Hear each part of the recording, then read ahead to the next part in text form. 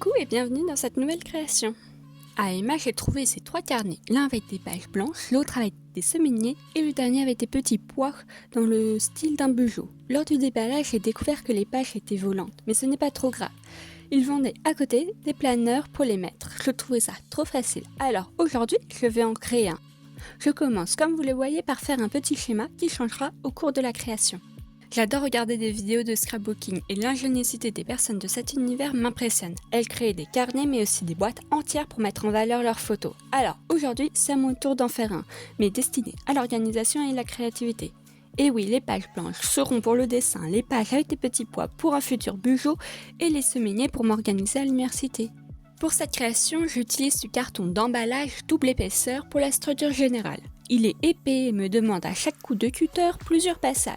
Bon, c'est un bon signe pour la solidité finale de ma création, mais ce point me causera un petit problème plus tard, vous verrez.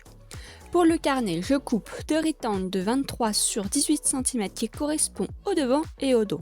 Puis je coupe après 2 rectangles de 5 sur 23 cm pour le milieu, ce qui permettra de coincer mes élastiques et pouvoir retenir mes différents carnets.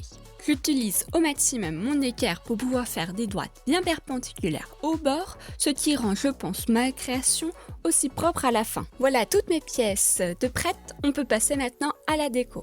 Pour cela, je vais faire très simple et utiliser des feuilles de scrap de 30 sur 30 roses et blanches trouvées en lot chez Noz. J'utilise aussi du canson blanc pour le dessin que je pourrai peindre comme je le veux. Ces deux types de feuilles m'ont été utiles aussi dans la réalisation du carnet à motifs que vous voyez tous les lundis à 8h en ce moment sur YouTube. D'ailleurs, ce carnet a été un test pour le projet d'aujourd'hui. Je voulais tester de plier les feuilles mais aussi regarder la rigidité d'un carnet fait avec des feuilles de canson à la place du carton.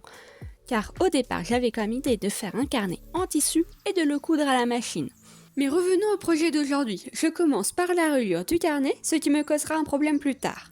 Pour ça, je fais 3 fois que la largeur de ma pièce du milieu, puis je trace 2 traits à 1,5 cm de chaque côté du milieu pour pouvoir mettre après mon dos et mon devant. Comme tout est bien tracé, on s'attaque au collage de la reliure aux différentes pièces. Pour cela, j'utilise de la colle Loisir Créatif de chez Jiffy avec un pinceau dédié. Plus tard, j'utiliserai une autre colle, celle de Centracor, spéciale cartonnage et papier. Une fois mon morceau bien placé et bien collé, je racle le papier avec ma règle pour éviter après séchage qu'il ne gondole.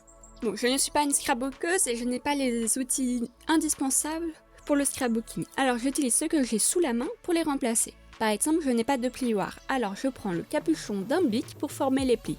Je l'utilise avec ma règle quand je ne peux pas m'aider du carton collé pour bien faire un pli bien droit. Je n'hésite pas à passer plusieurs fois la tige de mon bouchon pour faire une petite rainure dans mon papier et ainsi faciliter la pliure de ce dernier.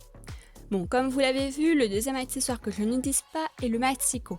À la place, je coupe avec un cutter et une règle en fer mes différentes feuilles.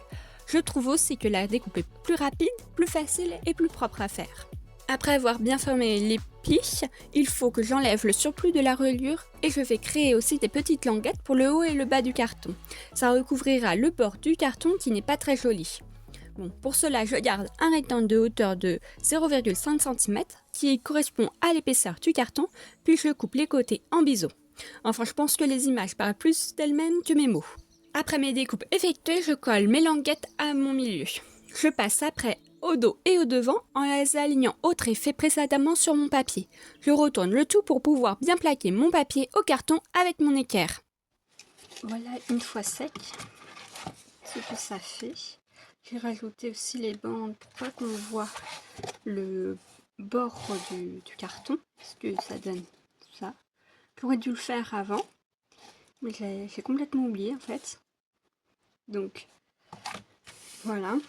Là c'est pas grave si c'est pas nickel, je vais avoir une autre feuille qui va recouvrir tout ça. C'est un peu trop grand ici, mais c'est pas grave, ça va faire un joli style. De toute façon, il est destiné à rester à la maison. Maintenant, la question qui se pose, c'est est-ce que je peins ça en rose pour que ça aille avec ce papier que je vais mettre là, pour ce côté-là et ce côté-là, ou je laisse en blanc. Peut-être qu'en rose, ça s'abîmera un peu moins vite. Je sais pas, je réfléchis encore. Je mets ça et on verra ensuite pour le peindre en rose. Peut-être que je vais faire ça. Et à l'intérieur, je vais mettre le même papier que la rayure pour le décorer en blanc. Et peut-être le peindre lui aussi en rose et faire des petites pochettes ici, des deux côtés. J'aurai aussi à mettre les élastiques ici. Pour la déco de mon devant et de mon dos, je trace à 5 cm du bord à peu près de ma pièce, puisque je dois rabattre sur 0,5 cm le papier pour cacher l'épaisseur du carton, et je dois aussi avoir assez de longueur pour pouvoir coller le papier sur le carton pour un bon maintien de celui-ci, mais aussi pour un côté esthétique. Je forme un premier pli pour pouvoir bien positionner mon carton lors du collage.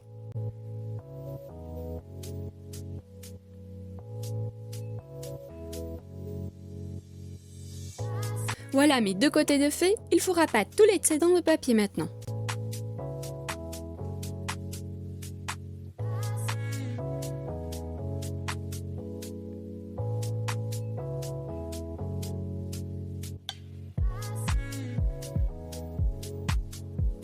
Après une bonne séance de réflexion, je passe à la découpe de mes angles. Je coupe le carré en surplus, puis je tâtonne pour créer des languettes pour recouvrir le carton de papier. Bon, je vous laisse regarder comment j'ai fait parce que je suis incapable de vous expliquer.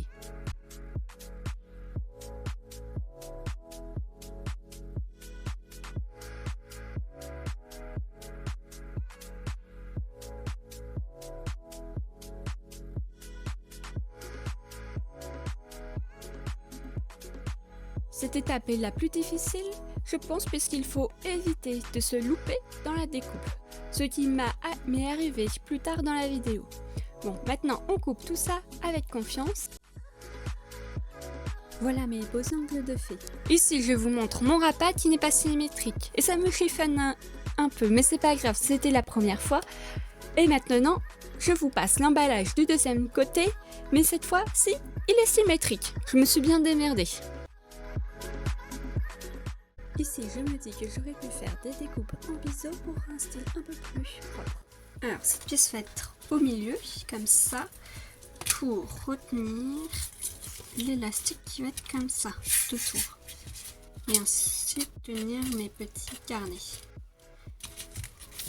Mais, du coup, ça c'est exactement la taille du milieu. Donc, on va enlever 1 cm.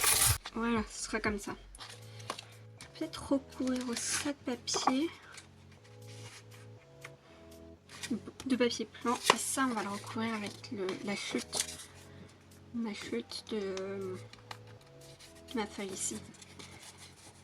Et voilà, on va faire à peu près le même système aussi. Vu que ma deuxième pièce du milieu est plus petite, je décide de recouvrir la première d'un morceau de canson blanc. Ça va faire plus propre. Je recouvre ensuite le carton restant avec ma feuille de scrap et avec la même technique que les coins vus pour le dos et le devant. Alors, tout est sec. Je sais pas si je vous avais montré les angles, mais les voici.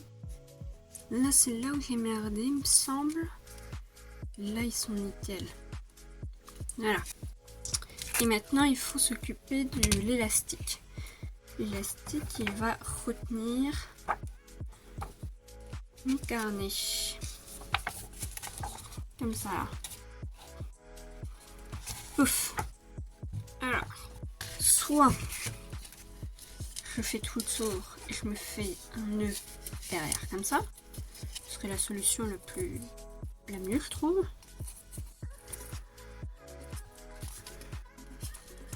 Faudra voir si là j'ai assez d'élasticité pour le maintenir bien mon cahier. Soit je prends qu'un petit bout et je le colle là comme ça. J'ai peur que ça s'en aille. Donc on va peut-être quand même faire tout le tour avec un nœud. Faire comme ça. Alors, on va tester.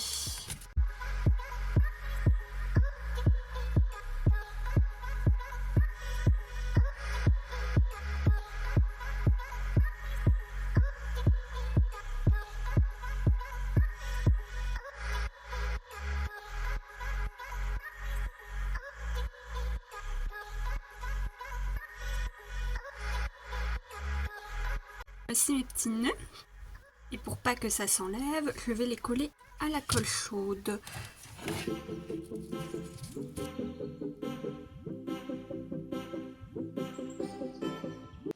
On va essayer de ne pas se brûler. Maintenant, à voir, est-ce que ça va pas faire une trop grosse épaisseur? La réponse est si. Pour régler ce problème, je pensais pouvoir trouver mon carton pour mettre les nœuds de mes élastiques, mais c'est impossible de couper le carton sans le traverser. Alors j'ai simplement collé à la colle chaude mon deuxième milieu, puis essayé comme je pouvais de remplir les trous tout autour avec de la colle chaude. Voilà, je suis trop contente, ça a l'air d'être bien solide. Alors, c'est pas assez droit je crois, là il y a un petit... pas tout à fait droit. Là il y a un petit renfoncement, mais c'est pas grave, on va vivre avec ça. Donc avant de finir complètement tout, j'ai envie de tester les petits anneaux. J'ai mon carré ici. Et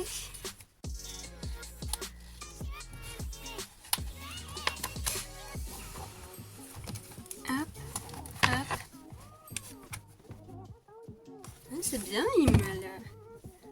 C'est bien, j'aime beaucoup. C'est peut-être un chouïa trop grand ici. Ah, vous voyez pas?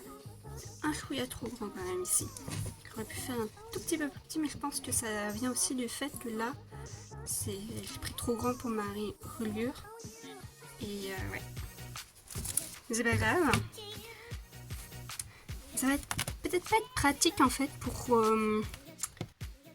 écrire. C'est pas plat. C'est pas plat, il faudrait une deuxième page. Faudrait ouais un deuxième carton. C'est vrai que ça rehausse vachement le milieu, mais ici c'est bas. Ah non, ça me plaît pas.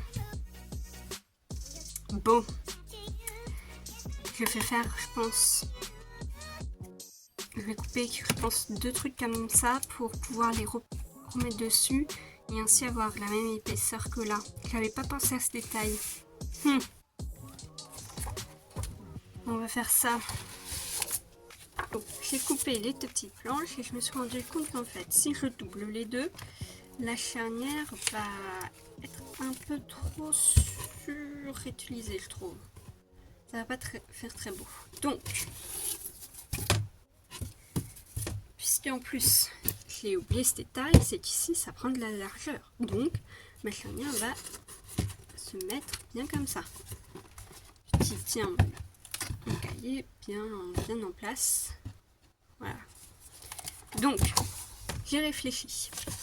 Au lieu de mettre sur les deux côtés, je vais en mettre sur qu'un côté ici, comme ça. Ça sera le dos, ça devant.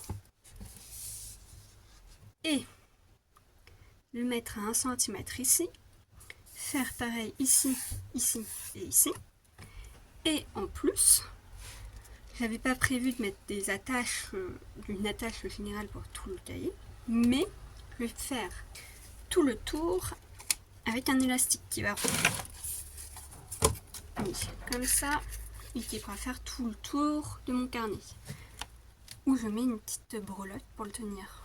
Et ça me fait économiser du truc. Vous le verrez tout de suite pour vous, mais pour moi je vais réfléchir encore un petit peu à ça. Au final, j'ai choisi de mettre un élastique tout autour de mon carnet dont je colle les 2 extrémités à la colle chaude au niveau du dos. Je teste la solidité de mon accroche. Il me reste à recouvrir mon ajout de carton dans le dos et à le peindre. La peinture que j'utilise ici est une peinture spéciale pour faire des tableaux à craie. Bon, comme de base la couleur de cette peinture est verte et ne s'accorde pas trop au papier, je trouve, j'ai essayé différents mélanges de couleurs. Celle que j'ai retenue et utilisée ici est le mélange avec du rouge primaire. J'ai essayé de pas trop mettre de rouge pour pas atténuer la particularité de cette peinture. J'en profite pour faire le morceau qui se trouvera sur le devant.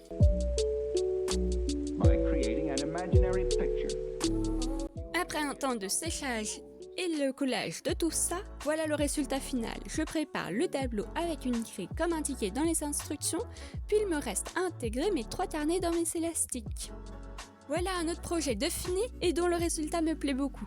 Bon, même si le carnet va pas être transportable facilement et le tableau mis dans celui-ci ne me servira peut-être pas, mais ça ajoute une petite particularité sympa, je trouve. Bon, le résultat m'a convaincu d'en faire un plus petit et en tissu pour pouvoir l'amener à l'université. Si ce projet t'a plu, n'hésite pas à t'abonner et à liker. Et je te dis à lundi à 8h pour une nouvelle vidéo d'un motif ou à jeudi prochain pour une nouvelle vidéo longue sur un autre loisir créatif.